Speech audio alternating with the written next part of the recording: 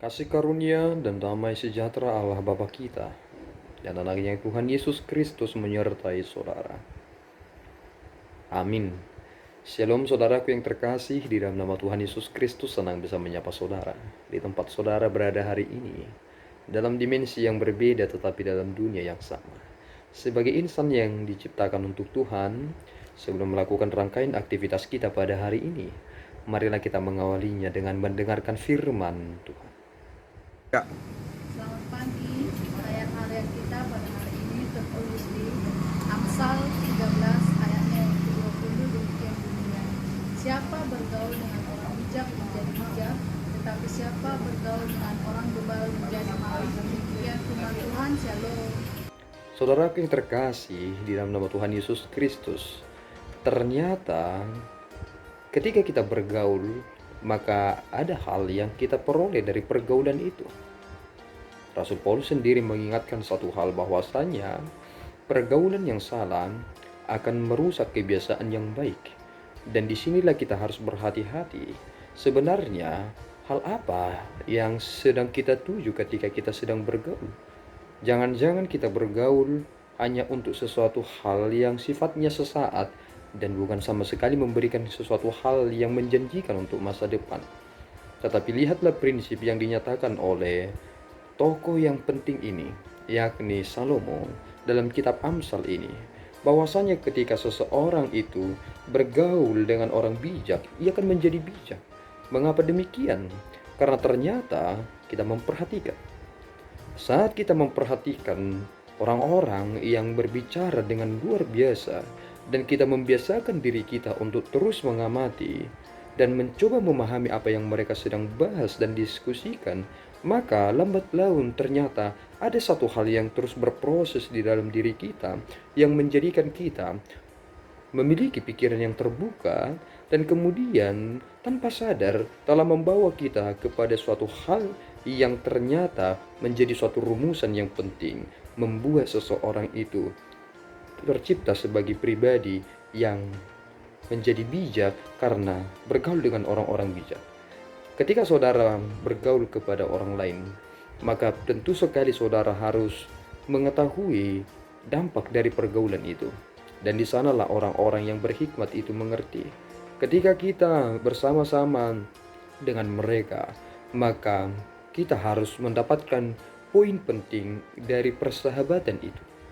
Kita tidak menjadi serupa dengan dunia ini, tetapi kita memiliki pemikiran yang menjadi luar biasa ketika kita bersama-sama dengan mereka. Jika saudara bergaul dengan orang-orang yang hebat, tetapi saudara tidak mendapatkan pikiran-pikiran mereka, cara mereka menyelesaikan persoalan, cara yang mereka menghadapi permasalahan, apakah saudara beruntung memiliki sahabat-sahabat yang luar biasa tersebut jika itu tidak memberi dampak kepada saudara? Sehingga saudaraku yang terkasih di dalam nama Tuhan Yesus Kristus, para tokoh-tokoh di perjanjian lama sering sekali disebut sebagai sahabat-sahabat Allah. Mengapa mereka disebut sebagai sahabat-sahabat Allah? Karena banyak hal yang Tuhan sampaikan kepada mereka, karena mereka sangat-sangat mencintai pergaulannya dengan Allah sendiri. Sehingga ketika mereka bergaul dengan Allah dan memprioritaskan Allah di dalam keberadaan hidupnya, maka banyak hal yang Tuhan tambahkan kepada mereka. Sesuatu hal yang terus bertambah akan diperoleh oleh mereka yang mengerti tentang makna pergaulan itu. Jika kita bergaul dan menyerahkan seluruh perhatian kita kepada sesuatu, maka tanpa kita sadari kita juga mengidentikan sesuatu itu. Kita menjadi sama dan serupa. Itu mengapa dalam kitab Roma dikatakan bahwa jangan pernah serupa dengan dunia ini. Bahwasanya jika kamu mencintai dan mengasihi dunia, maka kamu akan serupa dengan dunia ini. Itu adalah satu hal yang sulit untuk dipisahkan, karena ada sesuatu hal yang kuat di dalam itu, yakni yang disebut dengan mengasihi dan mencintai, karena di sana ada keterikatan. Oleh karena itu saudaraku, berhati-hatilah dengan siapa saudara bergaul. Dan jika saudara bergaul dengan mereka, saudara harus punya prinsip sama seperti yang dilakukan oleh Yesus Kristus, bahwasanya terang itu harus bercahaya di dalam kegelapan. Itulah yang terpenting bagi kita. Cahaya itu tidak akan dapat dikuasai oleh gelap. Sehingga dimanapun kita berada, hendaklah Kristus menjadi patokan utama saudara ketika bergaul, sehingga saudara tidak menjadi pribadi-pribadi yang mengalami kemalangan. Hal apa yang membuat sering orang mengalami kemalangan? Karena ia berteman dengan orang bebal yang sama sekali tidak mau diajar, tidak mau untuk mendapatkan pengertian, tetapi hidup mereka hanya sesuka-suka hati mereka tanpa memandang jauh ke depan dampak dari apa yang mereka perbuat. Kiranya saudara hidup di dalam tuntunan yang benar itu, sehingga jika seseorang bergaul dengan saudara, maka saudara memberi dampak yang luar biasa bagi mereka juga. Tuhan Yesus memberkati. Kita berdoa. Ya Tuhan, kami bersyukur atas berkat-Mu. Terima kasih Bapa, Engkau mengingatkan kami bahwasanya jika kami bergaul kepada mereka-mereka yang bijak, kami akan juga merasakan dampak dan menjadikan kami sebagai orang-orang yang bijak.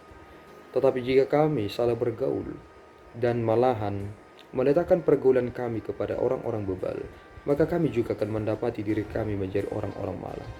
Tolong kami Bapa, supaya kami dapat menyikapi setiap pergaulan kami, sehingga kami tidak serupa dengan dunia ini, sehingga kami karena terus bergaul dengan mereka menjadi terikat.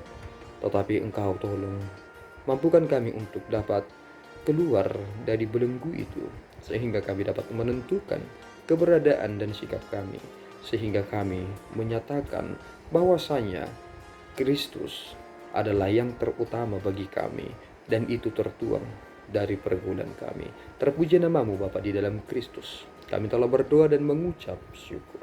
Anugerah Tuhan kita Yesus Kristus, kasih setia Allah Bapa, dan persekutuan Roh Kudus menyertai saudara. Amin. Tuhan Yesus memberkati.